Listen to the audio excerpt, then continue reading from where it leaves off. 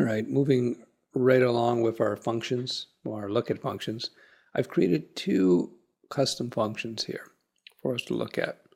And the point of this video is to teach you how to pass data from one function to the next, and that is referred to as function returns and passing data from one function to the next. So what's a function return? Well, let's look at this top function, and we have the return keyword. This is a keyword in JavaScript that tells JavaScript to do something.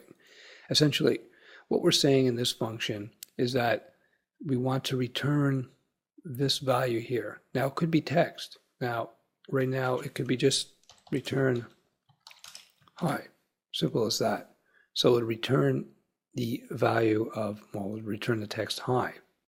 Now, who would it return this text to? It would, this function, make uppercase, would return that value. In this case, it's message.toUppercase, and I'll show you what this is in a second.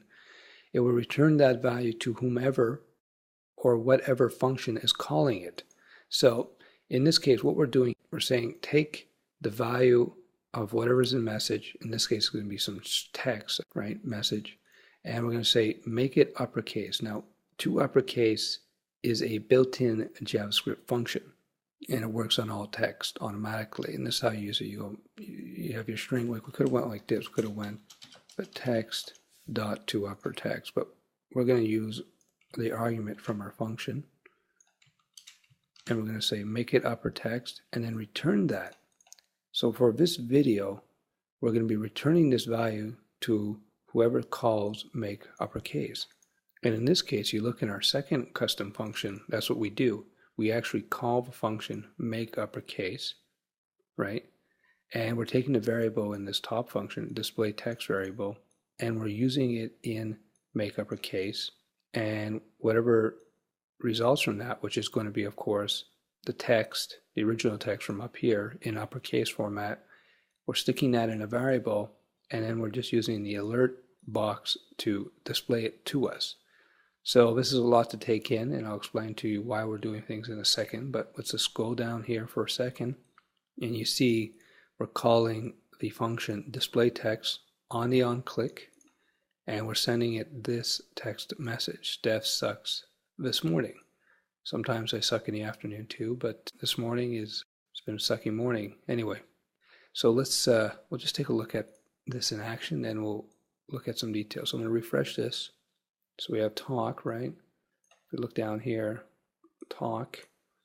So let's just click on this, and an alert box should pop up. Steph sucks this morning. Now you see how it's all in caps. So let's go back here, and it wasn't all in caps here. It was actually mixed case, right? So let's talk about a few things and clarify this for you. First of all, you're asking me, why would you have two functions to do this? Well, number one is to create an example for you to see how we're passing return statements. This is a return statement, right? Any line of text in JavaScript is a statement. So because this is a keyword return, it has a particular functionality. It's built into the JavaScript language. It basically spits back to us whatever results from this. This could be a variable, it could be another function, it could be whatever you want. So what we're doing is we're saying, take the text that we pass into make uppercase, right? And we call this function actually over here. Take this text, turn it up to uppercase, and then give it back to whomever is calling this function. In our case, the display text function is actually calling the make uppercase function. Remember, calling means to use or to invoke, to bring about, or that's what calling is. So we call the make uppercase function, and we pass it the variable. We give it the variable test to display. Well, yeah, so it should have been text to display, but anyway. And this, of course, this argument value comes from our onClick down here, right? Steph sucks this morning. So we're doing this, it's kind of a backwards, roundabout way of doing something. We could have just inserted this in here and done it easily, but then I wouldn't have been able to show you how to pass return statements from one function to the next. This is used a lot and all the time in all programming, And the reason that you would do this is that one of the key things that you want to do, one of the key concepts, ideas, strategies in programming is to keep your functionality separate and clean. So for instance, this function has one very simple job, is to make text uppercase. And this function has one simple job, is to take text and alert it out to us. So you see the separation of concerns, as they would say, or separation of jobs or separation of tasks. That's what functions are very useful for, so that you can segment your code into reusable chunks that you can use all over the place. So for instance, this particular function, make uppercase, now you can use it all over the place and it's not tied to anything particular. Same thing with display text, right? So in this video, we're learning not only theories of JavaScript, we're actually learning some strategies as well. So the theory is, we learn about passing values from one function to the next.